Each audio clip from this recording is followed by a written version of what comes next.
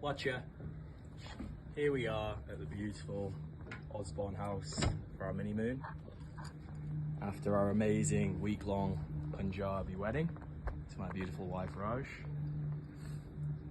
This is the kind of place I like to come to relax, think about the week events, think about the future, calm myself and take advantage of a cold plunge where I can really revive,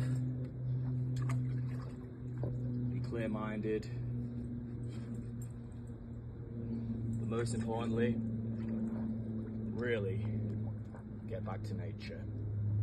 I guess I'll check with you later. Watch ya.